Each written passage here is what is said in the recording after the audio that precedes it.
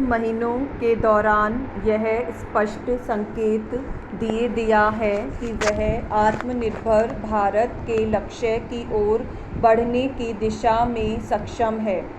21 जून को देश में 90 लाख नागरिकों को कोविड संरक्षण टीका लगा था। यह विश्व के स्तर पर रिकॉर्ड कहा जा सकता है। अब तक देश में 37 करोड़ लोगों को टीके की प्रथम खुराक लग चुकी है। देश में टीकाकरण के तीसरे दौर की शुरुआत हालांकि बहुत तेज़ी के साथ हुई है, लेकिन यह रफ्तार धीमी पड़ गई है।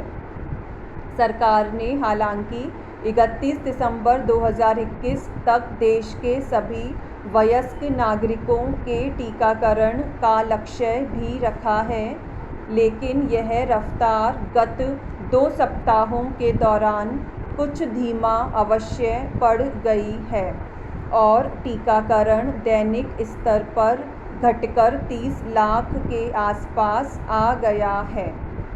अब तक भारत अमेरिका जैसे देश को आबादी के लिहाज से हालांकि टीकाकरण के संदर्भ में पीछे छोड़ चुका है, लेकिन संख्या से हमें बहुत संतुष्ट होने की आवश्यकता नहीं है। भारत के सामने लक्ष्य बहुत बड़ा है, लेकिन इसकी अधिक आलोचना करना भी उचित नहीं है।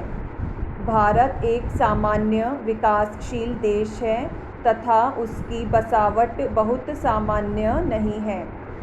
पहाड़ों के साथ घने जंगलों, रेगिस्तानी क्षेत्र में दूर दूर तक बसा हुआ देश है। भारत का स्वास्थ्य ढांचा भी बहुत परिपक्व नहीं रहा है। इसके लिए किसी एक सरकार को दोष देना भी उचित नहीं है।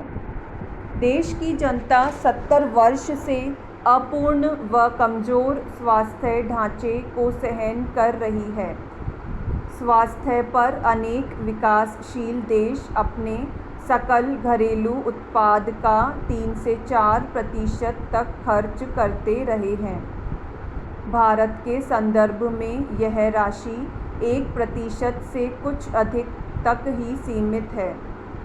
भारत की टीकाकरण योजना अंतर्गत 18 से 44 वर्ष की उम्र के 60 करोड़ नागरिकों का टीकाकरण किया जाना है। इसके अलावा 30 करोड़ ऐसे नागरिक भी हैं जिनकी उम्र 45 वर्ष से अधिक है। अर्थात भारत को कुल 90 करोड़ लोगों का टीकाकरण करना है। यह बहुत बड़ी चुनौती है। भारत एक विकासशील देश है। भारत के संसाधन भी सीमित हैं। इसके बावजूद घरेलू स्तर पर टीके का उत्पादन करके भारत अपने लक्ष्य की दिशा में आगे बढ़ रहा है। उसमें और गतिशीलता लाने की आवश्यकता है। सरकार को भारत बायोटेक के टीके का उत्पादन करने के लिए देश की अन्य कंपनियों को भी अनुमति शीघ्र ही दे देनी चाहिए। विश्व स्तर पर अनेक कंपनियां आज भी अपनी शर्तों पर टीका बेचने का कार्य कर रही है। विश्व स्तर पर इस महामारी को रोकने के लिए मानवीय पक्ष को मजबूत बनाकर मुनाफाखोरी की बजाय मानवीय दृष्टिकोण रखकर कंपनियों को कार्य करना चाहिए। भारत ने देश में डिजिटल तकनीक के माध्यम से घरेलू स्तर पर टीके का अनुसंधान व उत्पादन किया है और विश्व के 80 देशों को शुरुआती दौर में टीका उपलब्ध भी कराया है। करीब 6 करोड़ टीके सहायता के संदर्भ में इन देशों को भेजे गए थे। इस संदर्भ में भारत की जैसी बसावट है और विकास व स्वास्थ्य बुनियादी ढांचे की जो संपूर्ण देश के ग्रामीण क्षेत्र तक दशा है, उसको आज लॉजिस्टिक समस्या का भी सामना करना पड़ रहा है। सूचना प्रौद्योगिकी के क्षेत्र में तो भारत चीन के मुकाबले भी विश्व स्तर पर अग्रणी रहा है और देश में विकसित तकनीक के माध्यम से भारत 180 करोड़ लोगों को टीका लगाने का लक्ष्य पूरा भी कर लेगा। उसमें संसाधनों, लॉजिस्टिक बाधाओं व बुनियादी ढांचागत बाधाओं के कारण कुछ विलंब हो सकता है, लेकिन भारत प्रत्येक नागरिक के टीकाकरण में सफल होगा, इसमें संदेह नहीं है। देश ने यह क्षमता कोई रातों रात अर्जित नहीं की है। देश के तकनीकी विशेषज्ञों व वैज्ञानिकों ने लंबे समय तक इसी क्षेत्र में अनुसंधान किया है।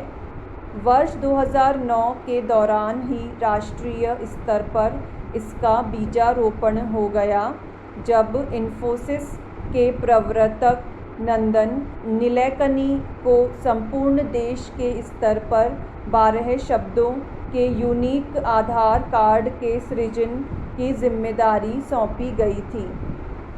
उस समय देश में कांग्रेस नेतृत्व वाली सरकार थी और देश में रहने वाले सभी नागरिकों का एक डाटा बैंक तैयार करने का इसके माध्यम से निर्णय भी किया गया और देश अपने 136 करोड़ नागरिकों को आधार के माध्यम से जोड़ने में सफल रहा है। इसी के माध्यम से सरकार को सभी आंकड़े भी प्राप्त हो गए हैं। इससे संपूर्ण भारत के स्तर पर एक विश्वास की जागृति हुई है।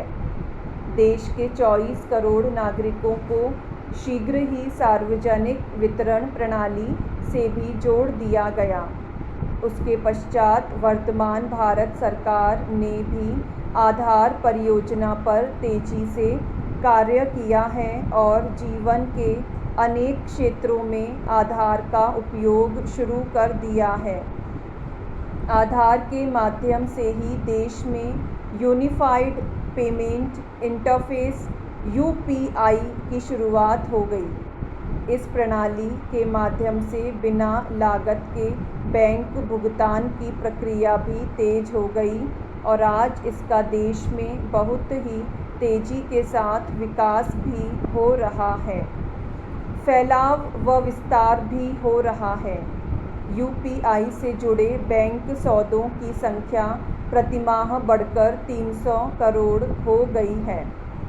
देश में फिनटेक क्रांति का श्रेय इसी आधार को जाता है। संपूर्ण देश के स्तर पर जब लॉकडाउन लगा था तो UPI का सहयोग अनेक क्षेत्रों में महत्वपूर्ण रहा है।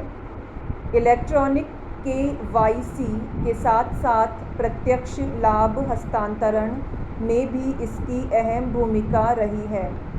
घर बैठे करोड़ों लोगों के बैंक खातों में सरकार द्वारा प्रेषित किया गया धन पहुंचा है। यह इसी आधार की देन है। जन धन आधार व मोबाइल ट्रिनिटी की यह देन रही है।